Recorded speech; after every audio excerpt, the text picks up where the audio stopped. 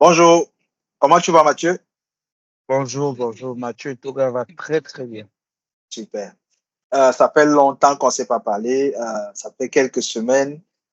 Comme on l'a dit dans un randori avant, toi et moi, nous avons des exigences professionnelles qui rendent parfois nos calendriers difficilement compatibles. Mais avec Mhm. beaucoup d'efforts, on est en train de stabiliser ça. Donc, on promet à nos internautes d'être beaucoup plus consistant. Et on espère, on s'excuse déjà pour ces absences-là. À l'avenir, on fera en sorte que ça ne se répète pas. Ce n'est pas une promesse ferme parce Exactement. que, étant chacun de nous un chef d'entreprise et parfois embarqué dans des projets assez prenants, peut-être ça va se Mhm. répéter, mais on commence le Eh ben randonnée oui, avec un gros mea et culpa. le décalage horaire aussi est quelque chose Voilà, ouais, voilà. Pour ceux qui ne le d'important. savent pas, moi, je suis au Canada, à l'heure HME. Mathieu est à Paris, en France.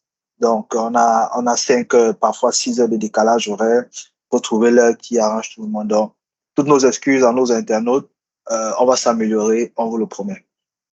Voilà. Euh, donc, le retard aussi crée un petit décalage dans le programme, dans les sujets qu'on va couvrir.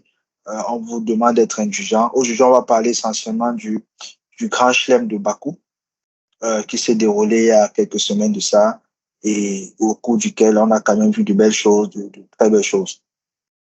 Tu vas me dire, Mathieu, Mm. euh, est-ce que tu as l'impression Oui. que aujourd'hui, il y a trop de Grands Chelems par rapport à avant? Parce que je te rappelle, il y a, je crois, dans les années 2010-2012, quand on commençait à mettre en place le IGF World Tour, on pensait à calquer un peu le modèle du tennis avec des grands chelems dans des grandes villes, et puis maintenant des Mm. grands prix dans, à peu près chez tout le monde. Mais finalement, on s'est rendu compte que tout le monde peut obtenir un grand chelem. Avant les critères semblaient être ça devait être des villes qui ont une culture de judo très ancestrale. Mais aujourd'hui, on a l'impression que c'est à peu près tout le monde qui peut le faire. Est-ce que tu as l'impression que on est en train de brader un peu la marque Grand Chelem?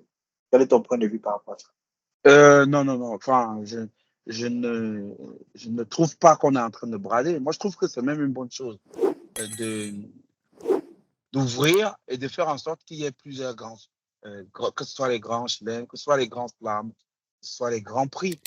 Et- Ça fait en sorte que nous qui venons des pays où il n'y a pas beaucoup de moyens, on peut aussi avoir le choix de trier certaines compétitions.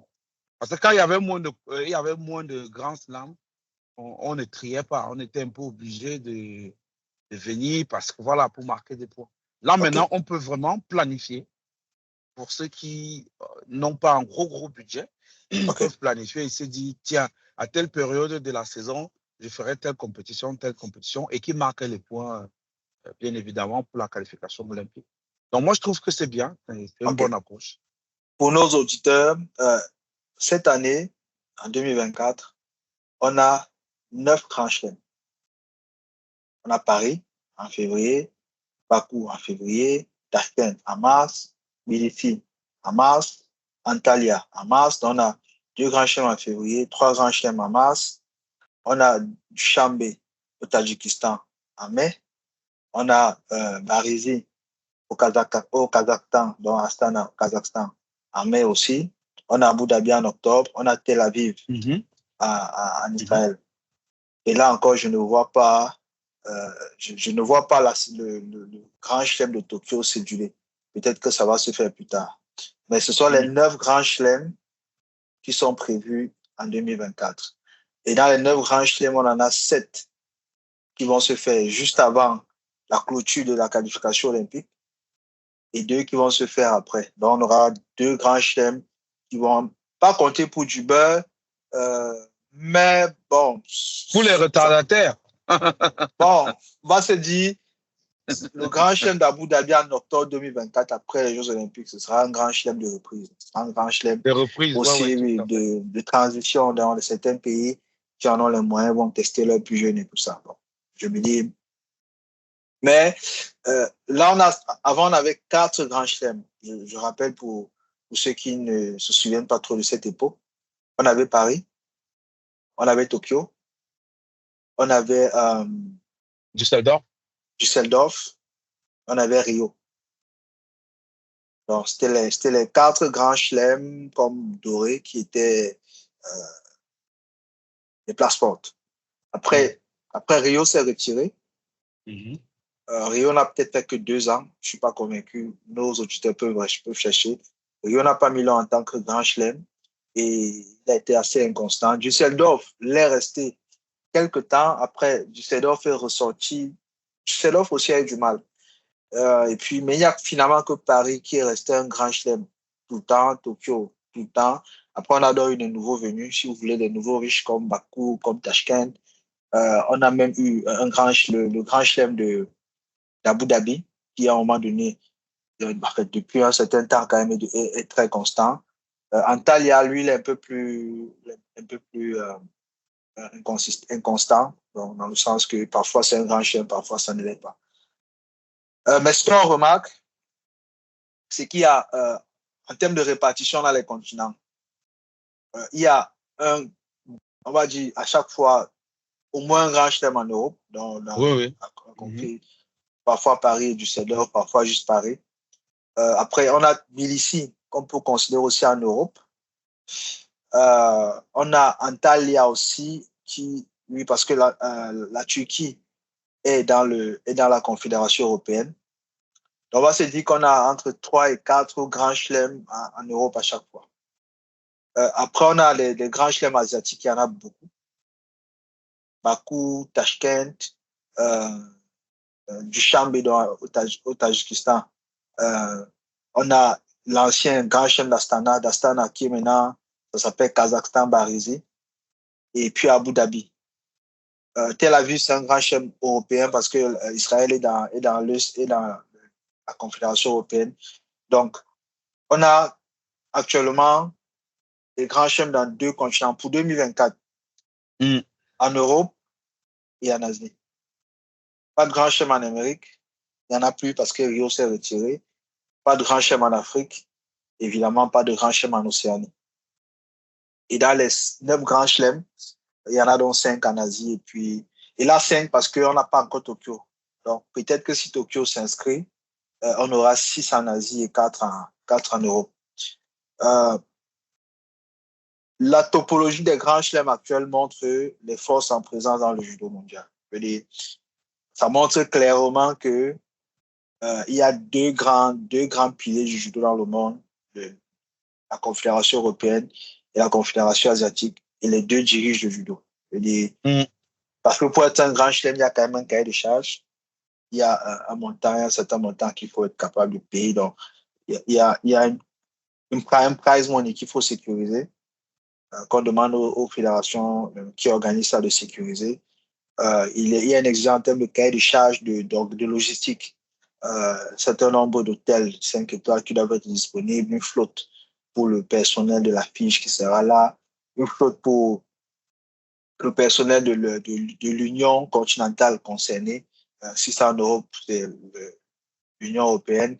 L'Union continentale, c'est quoi encore le nom en Europe là? L'UE? Oui, non, pas l'UE, parce qu'en Afrique, c'est l'UEJ, voilà. En anglais, c'est souvent EUJ, donc European Union of Judo. Donc, EJU autant pour moi, European Judo Union. Donc, il y a un cahier de charges pour le personnel de l'EJU qui seront là, ou de l'AJU pour les Asiatiques. Donc, le cahier de charges est quand même exigeant et ça demande donc des fédérations qui sont très bien organisées, qui ont un peu de cash flow, qui ont un très bon support de leur gouvernement, parce que si votre gouvernement ne vous supporte pas, c'est un peu difficile. Et puis, ça permet d'avoir de très bons tournois. Juste pour que les gens s'en rendent compte, il faut savoir que le taux de participation est aussi très élevé.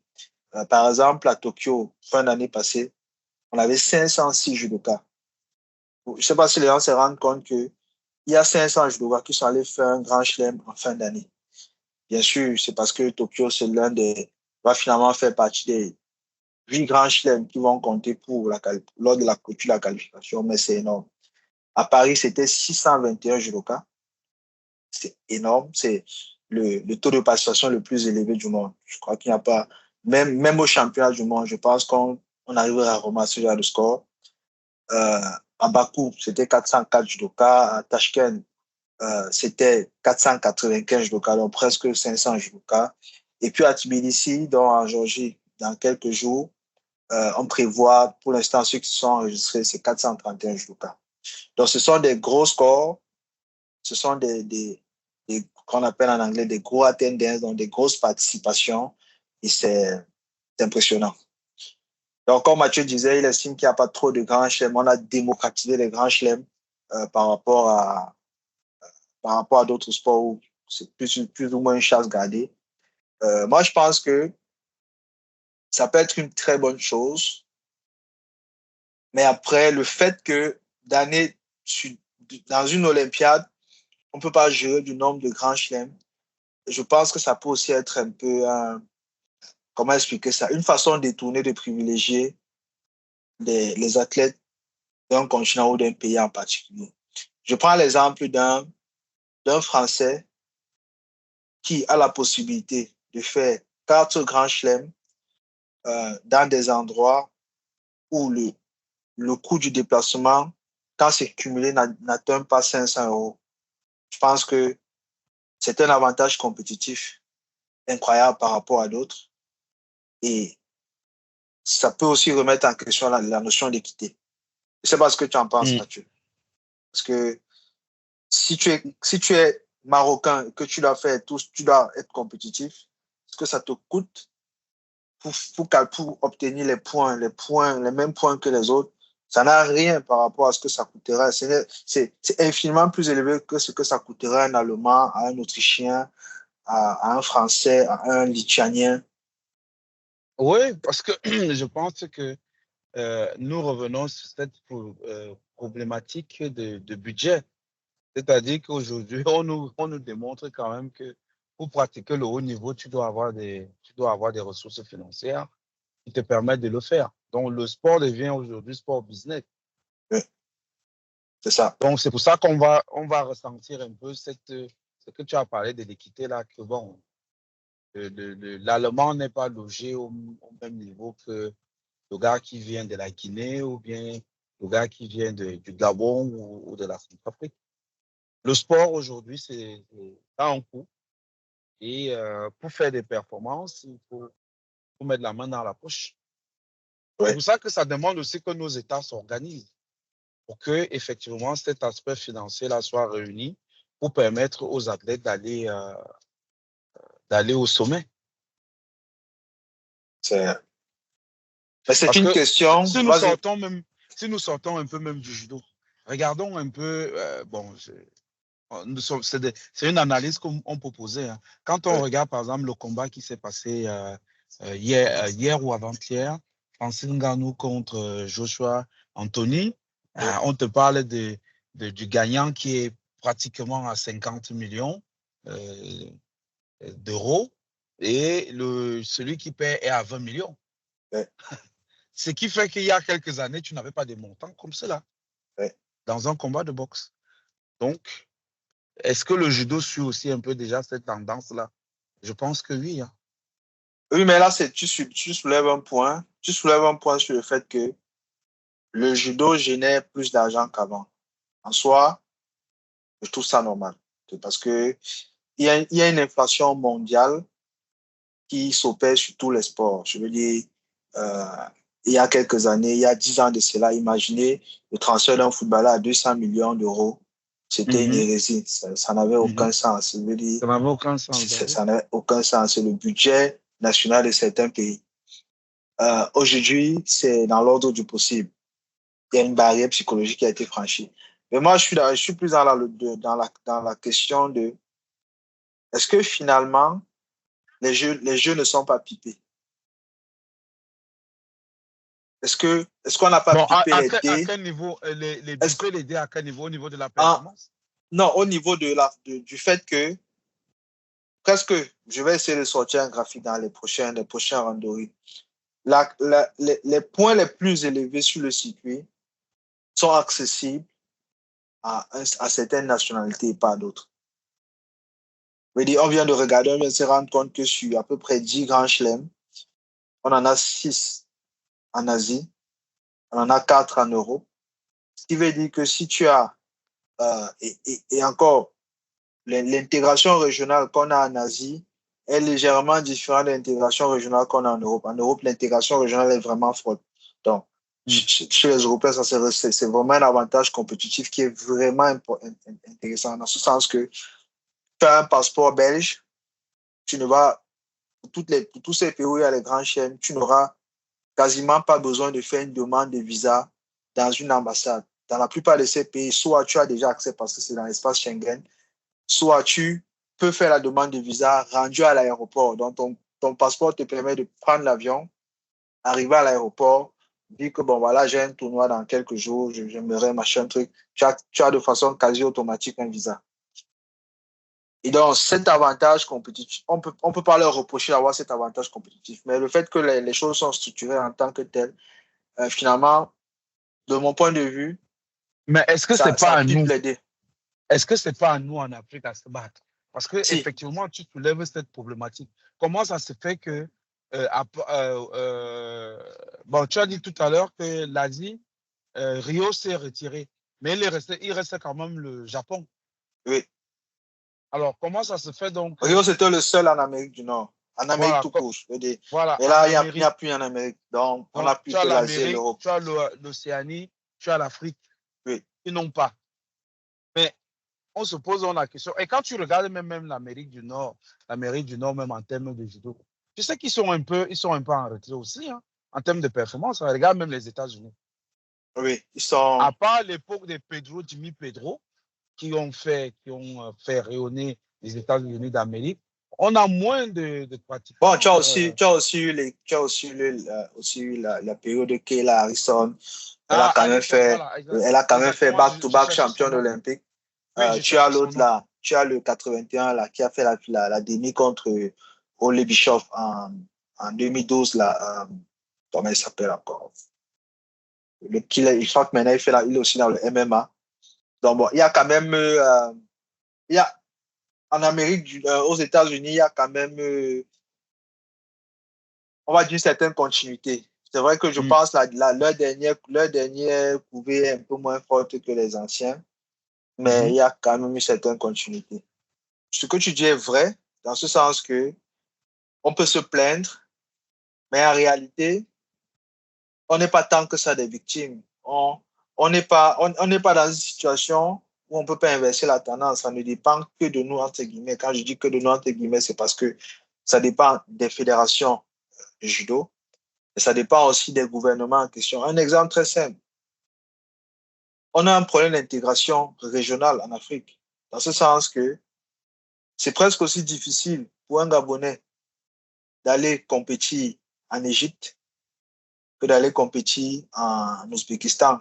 Je veux dire, le processus de demande de visa, le processus d'attente, il n'y a pas de facilitation du fait que tu sois sur le même continent que l'Égypte. Et c'est réciproque. Je ne croyais pas que si c'est difficile pour le Gabonais, mais c'est facile pour l'Égyptien d'entrer au Gabon. Non, c'est réciproque. Et c'est un problème. Le coût des visas, par exemple, le visa camerounais, c'est l'un des visas les plus chers au monde. C'est un visa vraiment cher. Et c'est un frein. C'est un frein aux gens qui veulent aller faire des tournois au Cameroun. Pareil pour les durées, les procédures. Donc, on a quand même fait beaucoup d'efforts pour rendre l'intégration difficile au sein de nos fédérations. Et ça rend les choses un peu plus difficiles finalement sur le plan sportif pour faire des choses intéressantes, pour créer des compétitions régionales, être capable d'aller chercher les points, être compétitif par rapport aux autres. Donc, le temps que Mathieu revienne, on va continuer à discuter de cette problématique. Ça, c'était notre édito pour parler des grands chelems. Maintenant, on va quand même regarder le grand chelem de Bakou qui nous a intéressé savoir qu'est-ce qui s'est passé à Bakou. Je vais vous mettre un highlight.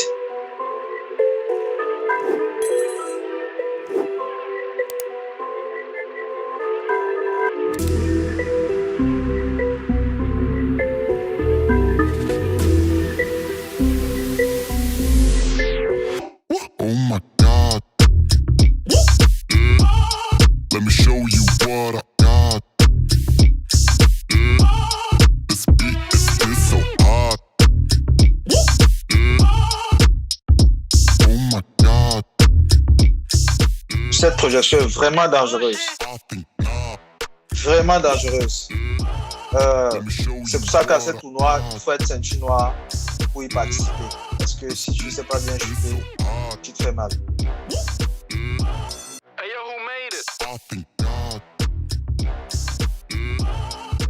Tout en force.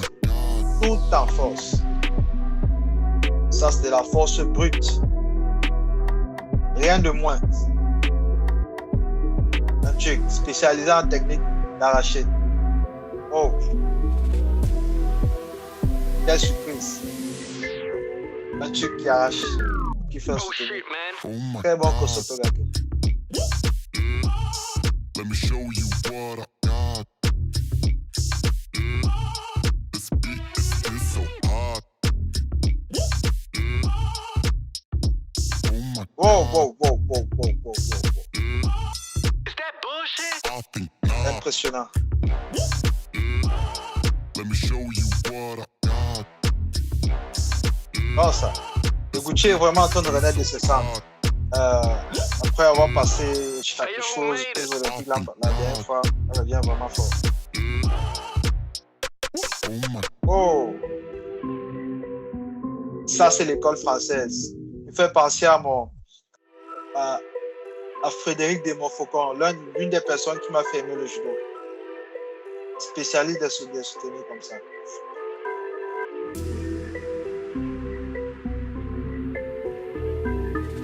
Wow. Et le judo revient bien. Après son passage à vide en 52, je crois qu'elle est en train de se refaire une peau neuve en 57. Est-ce qu'elle pourra aller chercher une médaille aux Jeux Olympiques?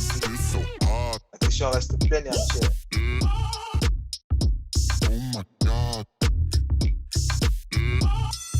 Wow. C'est impressionnant chez les gros comme ça. Ouf. Très impressionnant. Tout y était, le regard, tout y était. Le plus amusant, c'est que le Georgien en face, c'est un spécialiste des accrochages comme ça. Kama et Seguchi.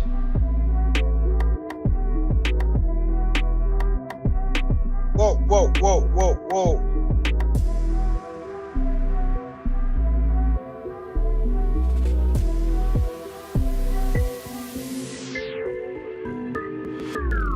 Oh shit, man. Oh my God. Let me show you what I got. Donc, le même, cette fois, c'est lui qui a encaissé. Oh, wow. C'était un festival de jambes en plus de 100 là. C'était un festival de jambes. Oh. Tout en finesse. Let me show you what I got. This beat is so hot. Hey yo, who made it? Fucking God. Oh my. Ça, c'était un gros piège. C'était un très gros piège tendu.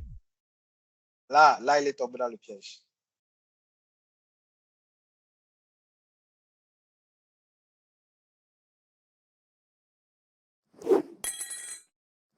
Super. Donc, on va faire une revue des compétitions, donc des résultats qu'il y a eu à Bakou. C'est pas difficile, hein. On va regarder qui a fait quoi. On va un peu commenter les résultats. Bakou, Grand Chelem, result. Donc, en 60, on a Abdoulayev, le russe. Pour ceux qui sont un peu perdus, AIN, c'est parce que les Russes ont perdu le droit d'avoir leur drapeau dû à la guerre en Ukraine. Donc, non plus. À chaque fois que vous verrez un nom qui sonne russe et vous voyez AIN, c'est que c'est un russe. Je pense que c'est russe et biélorusse. Donc, en l'état, on est même incapable de savoir si c'est un russe ou un biélorusse. Mais dans tous les cas, c'est à peu près ça. On a donc Lucas, le français. Mikhail, j'ai tout du mal à prononcer son nom. Je ne sais pas si c'est Mikhail ou bref. Lui, il a fait 2. Il est vraiment dans une forme ascendante. C'est le représentant français en moins de 60. Et on lui souhaite vraiment de faire des très beaux jeux. J'ai juste peur parce que je vois qu'il enchaîne beaucoup de tournois. J'ai juste peur qu'il ne soit pas très frais pour les jeux. Parce que Étant français, il est déjà qualifié. Il n'a pas besoin de chasser des points. Il est qualifié. Sa qualification a été actée par la DTN française, donc par le comité olympique. Et donc, il sera au jeu. Donc, après, j'imagine qu'il est dans une dynamique de recherche de repères pour être prêt, pour techniquement être prêt, je suppose. Mais faire attention, Bernard. On a vu des locaux tomber dans ce piège et finalement passer à côté de leur jeu. Et puis, on a l'Azérie et l'Ouzbek qui font 3-3. Il faut noter que l'Ouzbékistan, ça devient une nation très, très, très consistante. Je ne sais pas à quel point le travail de Gileas Iliadis est fondamental dans leur approche parce que je dis pourquoi je doute, pourquoi je pose cette question. C'est vrai, depuis qu'il est là, on voit une certaine constante. Il fait des champions du monde, il fait des médailles mondiaux, il fait beaucoup de performances. Mais en même temps, on voit aussi cet effet chez les filles. Donc, est-ce que c'est parce que il est entraîneur des filles? Je veux dire, ses méthodes sont copiées parce que l'équipe des filles fait, je ne sais pas. Donc, je ne sais pas pourquoi il y a une si belle constance dans les résultats, mais clairement, les Ouzbeks ont mis le doigt sur quelque chose et c'est vraiment impressionnant. En 48, on a donc la Suédoise, très consistante. Je serais pas étonné qu'elle fasse une médaille aux Jeux Olympiques au prochain jeu parce que c'est une fille qui réussit toujours à tirer son épingle du jeu, à être sur le podium. Même quand elle est cinquième, c'est vraiment à un cheveu de ça. Très, très, très, très, très consistante. Et puis l'Ouzbek et la Kazakh qui ont fait 3-3. Là, je suis en train de passer la revue, le temps que tu te reconnectes bien, Mathieu. Ben Chez oui, les je hommes, suis connecté. Je suis connecté, chez non. les, chez Désolé. les hommes, il y a pas de souci. On a l'Espagnol. Euh, je suis impressionné parce que les Espagnols, chez les petites catégories en hommes, ça commence à revenir très fort. On a le Garrigos, le 60, qui est champion du monde en titre. On a le 66 qui aussi commence à être très, très, très bon. Donc, un grand big up à la Fédération euh, espagnole de judo, ou si vous voulez, la Mhm. Confédération espagnole de judo, parce que le De judo judo, ouais. espagnol est un peu organisé comme le judo brésilien. Parce que l'Espagne est organisée en région. Donc, on a une confédération espagnole, et puis en dessous, on a donc des fédérations régionales. Un grand big up aussi à la fédération régionale du Pays Basque. J'ai un ami là-bas, et puis j'aime beaucoup le travail qu'ils font. Et puis, on a Daiki Bouba qui est dans le game. Daiki Bouba qui est un athlète un peu très explosif, très, on va dire comment, très télégénique. C'est quelqu'un, chaque fois qu'il fait un tournoi, il y a au moins une certaine technique qui peut sortir dans le best-of. Après, il a aussi du mal à être consistant. Il a un judo, on va pas dire stéréotypé, mais il a un judo qui a un mauvais match-up avec certaines personnes. Donc, il a un style qui, face à certaines personnes, il perd systématiquement. On a le russe Aleskerov et puis le l'azéri Asha Najafov. Donc, Mathieu, tout à l'heure, on parlait un peu des grands chelems de cette inéquité. Mais là, maintenant, j'ai commencé à attaquer, à aborder déjà le grand chelem de Bakou. Donc, je parcourais un peu les résultats chez les hommes, chez les femmes. Ça, c'est pour nos auditeurs qui ne suivent pas le judo au jour le jour. Je leur parle un peu des différents athlètes. Et puis, au besoin, gardez toujours à l'esprit que vous pouvez aller sur le site judotv.com. Vous aurez accès à toute cette plateforme. Il y a une version premium, une version gratuite. La version gratuite a aussi beaucoup d'informations qui sont très intéressantes. Donc, n'hésitez pas. Euh, on était rendu aux femmes à moins de 52. L'Ouzbek qui a gagné, l'Italienne Giuffrida qui a gagné, elle, c'est une teneur de sa catégorie. Euh, L'Espagnol Toro Soler qui a gagné, et puis l'Hongroise Dietas qui a gagné, qui a fait 3, autant pour moi. 73, Edarov, l'immortel, il est encore là. Ça fait quelques années que Edarov traîne dans cette catégorie. Il a fait de très belles performances. Je pense qu'il a déjà gagné le Grand Chelem de Bakou plusieurs fois. Ça va être sa troisième fois qu'il a gagné. C'est un médaillé mondial, un Olympien.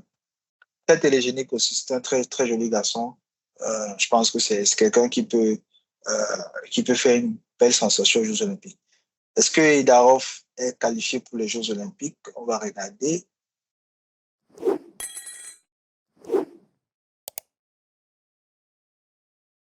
Oui, il est numéro 1 mondial dans sa catégorie. Donc, c'est lui qui sera sûrement le porte-étendard de leur catégorie en judo. Bien sûr, il va affronter son ami Hashimoto, Soichi. C'est l'un des choix les plus surprenants de ces dernières années, mais bon, c'est pas les affaires internes de la fédération. Donc, notre ami Edarov a gagné, sans surprise. Et puis Sherov, le Tadjik, a fait 2. Et on avait le Turc et le Canadien en 3. Donc, Marguerite et puis Loktaï. En 57, Krista, toujours sur sa belle dynamique. Giakova aussi, elle, c'est une ténor. Daria Bilogic qui pointe le bout de son nez, qui peut-être sera la surprise de ces Jeux Olympiques. Et puis Lipa Teliani, elle a le même nom de famille qu'un certain judoka qui s'appelle Lipa Teliani. Mais apparemment, le même niveau de talent aussi. En 81, le Lazeri Takev, c'était une finale 100% azéri. On a le gars de Brunet, Gerbekov, le Hollandais Frank de Witt. Il faut noter que Frank de Witt, lui, c'était pas un inconnu. C'est un vrai tenor de la catégorie. Ça fait quelques années qu'il est là. Où est-ce qu'il en est dans sa qualification? Okay. Qualifié direct 14e dans la ranking. Pas très bon résultat. Donc, vous voyez, c'est facile quand vous voyez les résultats, de savoir qui est qui, de faire ce travail de recherche. Ça vous prend quelques secondes. Et puis chez les filles, en 63, l'Autrichienne, la Canadienne, Beauchemin Pinard aussi très constante dans cette catégorie. Un peu délaissée, mais qui finalement, elle a eu des problèmes de blessure, elle est bien revenue. Beauchemin Pinard, ça devient du très sérieux. La Hollandaise Van Lichot et puis la Hongroise Sophie Osbaz qui clôture le podium. En 90, le Lazeri Fatiev, le Hongrois Christian Tot, l'éternel Christian Tot, avec son lancer extrêmement explosif en Tewaza. Et puis, on a ceux qui complètent le podium, Ivanov, le Bulgare et Talibov. En 70, c'est la Croate Barbara Matic qui a gagné encore. Marie-Ève qui a fait 2. Geisha et Telsidous qui font 3. Et puis, en moins de 100, on avait Soulamanit, le Georgien. Puis Kutskera, le Polonais, qui fait 2. Korel et Bilalov qui font 3. Bilalov, le Russe. Puis en 78, on a Stenuis, Kushenko, Oleg, l'Allemand, Litvinenko, l'Ukrainienne. Grosse mention pour les Ukrainiens, moins 78 qui ont passé 2 personnes dans le décor. C'est bien, c'est très difficile. Et à ce moment de l'année, c'est une très bonne nouvelle pour elle. Et puis en homme, on a le Russe qui gagne Endovitsky, le l'Azéri Gamsaj Kanov, les 2 Hollandais Snip et Pichkes. Il faut dire que les Hollandais, ils ont quand même, chez les grands, sont assez constants. Dans les petites catégories, souvent, c'est un peu plus difficile, mais à partir des 81, les Hollandais, on les voit assez souvent. Et puis, on a Diko qui a gagné, qui a confirmé sa place de numéro 1 parce que, bon, ça a clos le débat. Je ne serais pas étonné que je vais un peu voir ce combat. Mais les Hollandais, à l'époque, ils avaient 2 frères, les Helmond. Je ne sais pas si tu les as connus. Oui, le grand frère qui était un mois de 73. Et puis, il y avait le petit frère qui était. Attends. Le petit frère était soit en 81, soit en 66. C'était 2. 81, il était 81. Oui, difficile à faire tomber. Oui, son grand frère, pareil. Physiquement, c'était des machines, c'était des bourreaux, c'était des gars, tu les as dans ton tirage, tu sais que tu vas pas passer un bon quart d'heure. C'est définitif que ça va être difficile. Donc, Mathieu, qu'est-ce que tu as aimé pendant le tournoi de Bakou? Bon, alors, le tournoi de Bakou, je ne l'ai pas spécialement vraiment regardé. Bon, à part le combat en finale de de Roman Diko. Et puis, j'ai regardé un peu les Africains. Figure-toi qu'il n'y avait que 3 pays. Hein. Ouais. Bon, La on est plus Guinée, trop surpris. la Guinée, j'ai noté les pays là, ah là, là, la Guinée, je crois le Maroc. Oui, on va regarder ça. Regarde un peu, s'il te plaît, les pays africains. Oui, je vais regarder ça Je crois qu'ils étaient rapidement. 3. Ils étaient 3. Voilà, République Argentine. centrafricaine, la moins de Oui, 63 centrafricaine, oui. la moins de 78 guinéenne et l'autre pays que j'oublie le nom. C'est pas le Maroc. Non, c'est pas le Maroc. L'île Maurice. L'île Maurice, voilà, la moins de 48. C'est celui-là. Exactement. Exactement. Bon, tous sont perdus au premier combat. Bon, j'ai cru que la Guinéenne, la moins 78, je pensais qu'elle allait peut-être sortir, mais la elle perd souvent au hasard. On peut regarder son combat. Je suis très intéressé à voir son combat. Bronzer, Guinée. Là, là. OK. Et selon toi, qu'est-ce qui lui a manqué pour ce combat-là? Qu'est-ce qui lui a manqué? Il lui manque un peu ce que nous parlons, nous disons depuis des années, nous allons encore dire cela, c'est la détermination à aller au bout de son effort. Maintenant, tu me diras aussi que les Africains se battent aussi avec les armes qu'ils ont. Hein. Parce que tu peux avoir même la bonne volonté d'aller au bout et tu y vas même jusqu'au bout, mais tu n'atteins pas l'objectif. Moi, je pense que c'est ce qui manque un peu à Bronze. Et pourtant, je vois que c'est une athlète qui est professionnelle. Professionnelle dans le sens que elle va t'engager dans ce type de compétition. Là où tu verras moins de judokas africains, d'autres pays vont s'engager. Elle va y aller, elle va prendre le courage, elle ira. Parce que quand tu regardes le combat qu'elle a perdu contre Kuka, je vais te dire que elle a perdu, je suis en train de faire visionner à nos internautes, elle a perdu la bataille du Kumikata. Elle a voulu jouer la maline en prétextant une sorte de blessure. L'arbitre n'a pas dit mater. Et Kuka a fait une transition de boussole. C'est aussi bête que ça, elle a terminé sur Juji Gatame. Voilà. C'est 56 secondes. C'est quand tu regardes, elle est venue, elle a pris elle a choisi un Kumikata très, très dominant, très agressif en prenant les 2 manches, donc surtout au niveau des bras. Et une fois qu'elle a pris ça, elle était dans une sorte de contrôle. Elle a réussi qu'à prendre une seule manche. Elle était dans une sorte de. Donc elle n'a jamais pu dégager la manche pas son bras fort, mais de l'autre bras. Et puis quand Kuka a senti qu'elle perdait un peu de peps, Kuka maintenant a pris les 2 mains. Elle a embrassé, elle a fermé. Braza n'a pas trouvé de solution. Elle n'a pas trouvé de solution. Elle a voulu absolument. Elle n'a pas trouvé de solution. Donc, sur un fait de jeu, elle a fait comme si elle avait un problème. Et puis, la bille n'a pas dit mater. Kuka a fait transition de boussole. Je dis Gatame, merci, bonsoir. C'est terminé. Ouais. C'est. Bien, mais moi, j'ai regardé son combat.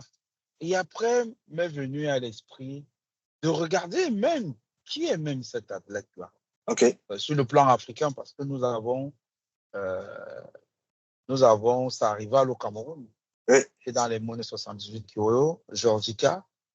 Et je me suis dit, tiens, je vais un peu regarder.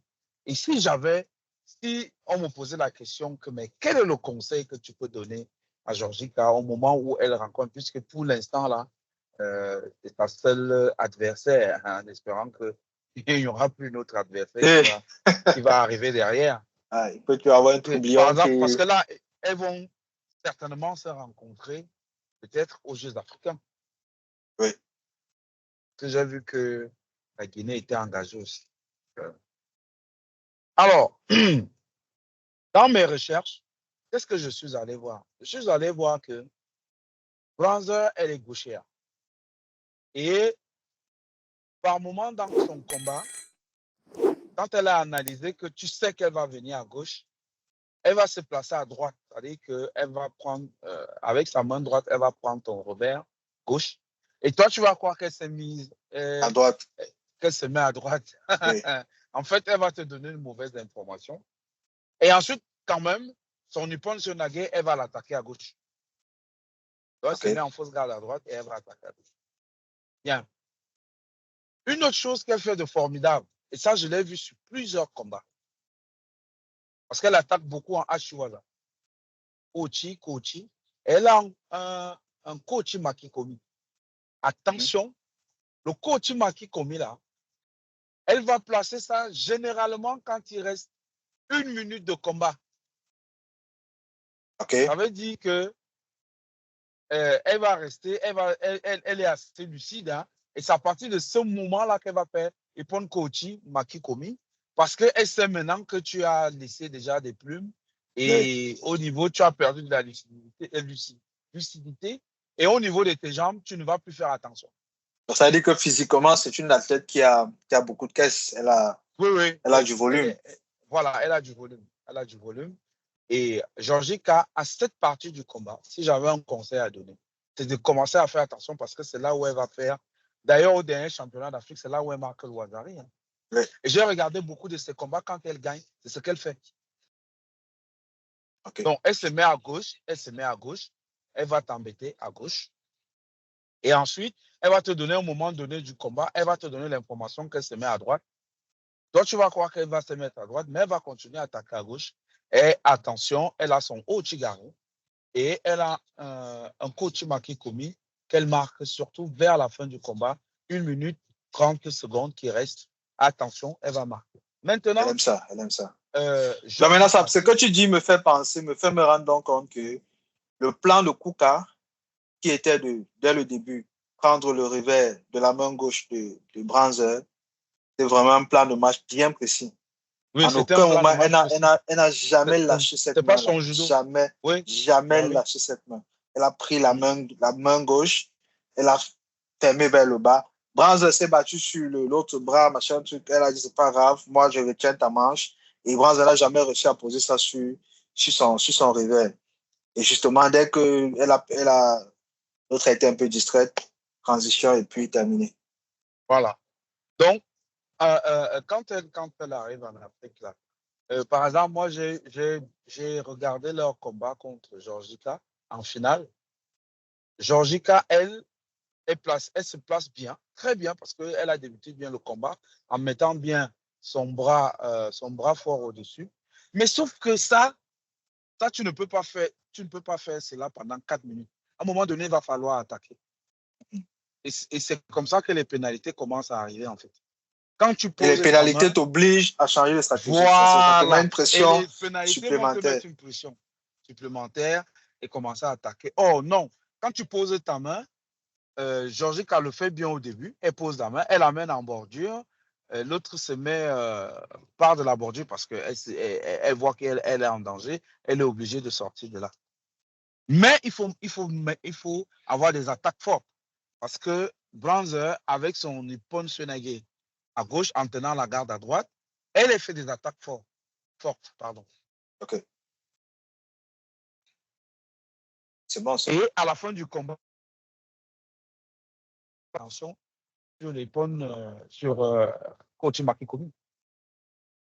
On va regarder. Georgica doit élever le niveau. Elle doit élever le niveau, pas seulement au niveau de la garde. Parce que quand tu écoutes même le coaching, c'est oui, tiens bien, pose bien les mains. Oui, elle pose bien les mains, mais quand tu poses bien les mains, après, il faut attaquer. Oui. Et elles ont head-to-head quand même, elles se sont beaucoup rencontrées. Hein. Je regarde le dernier combat qu'elles ont eu en septembre. Je suis un peu lancé pendant que tu nous expliques. Où justement, je vais sur le Ouazzari dont tu parlais, effectivement sur le coaching. C'est vraiment représentatif de tout ce que tu as expliqué. Et l'autre chose que j'ai remarqué, vas-y. Non, vas-y. Je disais que l'autre chose que j'ai remarqué, c'est que quand elle n'est pas bien à la garde, elle n'hésite pas à se mettre carrément à genoux pour comme casser le Ça, je parle de Brands, oui. Elle a ses moments de fuite quand elle n'est pas bien dans la garde où elle va se mettre à genoux. Et je pense que c'est des choses qu'il faut exploiter. Kuka l'a exploité. J'ai vu, on l'a présenté à l'heure, il y a un autre combat avec la Russe où elle a fait pareil. La Russe n'a pas pu exploiter. Mais je veux dire, c'est des opportunités qui peuvent être intéressantes. Mais ça, qu'est-ce qui va faire que tu exploites ça? C'est ton côté technique qui va faire que tu Oui, visualises que c'est une opportunité et que tu ailles là, c'est dire. Et là, tu vas sentir, en fait, c'est dans la sensation. Parce que tu sais, ça peut se présenter, mais tu ne le perçois pas que c'est une opportunité. Oui. Est-ce que tu penses que, parce que c'est une athlète qui prend le revers, qui généralement prend le revers et qui aime ouvrir sur le côté, est-ce que tu penses que Uchimata, c'est quelque chose de faisable sur elle? C'est un bon plan sur elle. Parce qu'il y a les athlètes, quand il prend le revers, il ferme, donc il rapproche ses coudes. Elle prend les revers, généralement, elle essaie d'ouvrir. Oui, si tu fais Uchimata et que tu maîtrises Uchimata, pourquoi pas. Mais dans le cas d'espèce de Georgica, elle fait beaucoup plus à Raigoshi. Oui. Et le positionnement d'Arai Gaucher et d'Uchimata, il est un peu différent. Très différent. Parce que tu ne cibles pas la même chose. Arai, tu vas à l'extérieur. Tu vas à l'intérieur. Uchimata, tu vas à l'intérieur. Donc, oui, tu peux bien mettre l'Uchimata. Hein. Mais ça, c'est pour bien le mettre, il faut le mettre quand tu es en phase où tu domines, en fait. Oui. Si tu le fais en fuyant le combat, ça ne sert à rien. Hein. En fuyant, ça ne va pas marquer. Et l'autre chose que je vois dans ces combats, c'est que c'est quand même une athlète qui prend beaucoup de kilos. Voilà. Branzer, c'est une athlète qui, ça veut dire quelqu'un qui prend beaucoup de kilos, ça veut dire c'est quelqu'un qui est suffisamment. Oui, elle a des déchets techniques, mais d'un point de vue psychologique, elle est très forte. Je veux dire, c'est comme si ça fait partie de sa stratégie. Il y a quelqu'un qui faisait aussi ça très bien, c'est Dieudonné Dolas qui faisait ça très bien, Dieudonné Dolasem. Parfois, elle aborde le combat, peut-être qu'elle sait qu'elle va prendre des kilos. Peut-être même qu'elle sait que pour te mettre en difficulté physiquement, elle va pratiquer un certain judo qui vont lui donner des kilos, mais qui vont lui permettre, toi, de te mettre dans une dynamique qu'elle va exploiter plus tard. Parce qu'elle ne panique pas. Je veux dire, quand je regarde son judo après les kilos, tu n'as pas l'impression qu'elle s'emballe. Tu n'as pas l'impression qu'elle panique ou que non, elle est. Mais elle a un plan. Et elle sait que à 30 secondes, elle va te mettre le coup. C'est ça. C'est exactement ça. Exactement ça. Donc, elle t'emmène dans une dynamique, te dit non, elle ne va pas produire, elle n'est pas dans une dynamique de faire des techniques ou machin truc. Et puis, bam, elle te fait un coaching. Tu dis, oh, finalement, tu es un peu surprise. Tu te dis, mais je croyais qu'elle s'était éteinte, qu'elle n'y était plus. Non, elle te réveille. Quand tu te réveilles, c'est un peu tard. Voilà. Donc, c'est le conseil que j'aurais pu donner à Georgica. Voilà, elle doit être très vigilante parce qu'elle travaille avec une athlète qui comment dire, qui rôde tout le temps en permanence son système, sa manière de combattre. Elle change très peu, en fait. Oui. Et ça, c'est bon, c'est rassurant et un peu effrayant. Rassurant dans le sens que tu sais que elle ne va jamais devenir fausse droitière. Elle est vraiment gauchère. Elle va rester dans ce plan de match. Tu sais plus ou moins comment elle va aborder. Mais c'est effrayant dans le sens que tu sais que parce qu'elle a une approche technique qui est un peu stéréotypée. Tu sais qu'elle va trouver des solutions. Elle va chercher des solutions pour finalement réussir à implémenter son plan de match. Donc, mais c'est une bonne nouvelle d'avoir un adversaire sur lequel tu peux faire des prédictions. Donc, un grand merci, Mathieu, pour ce randori. On va souhaiter une bonne fin de semaine à nos internautes. Te remercier pour ta présence. Je sais que actuellement tu es en déplacement, donc c'est un peu difficile pour toi. Et puis, te souhaiter bon voyage et dire à nos internautes à la semaine prochaine. Comme on l'a dit en ouverture, on vous promet, on va s'améliorer dans notre façon de nous programmer. Et puis, on va être beaucoup plus constant. Merci beaucoup. Bons ajouts.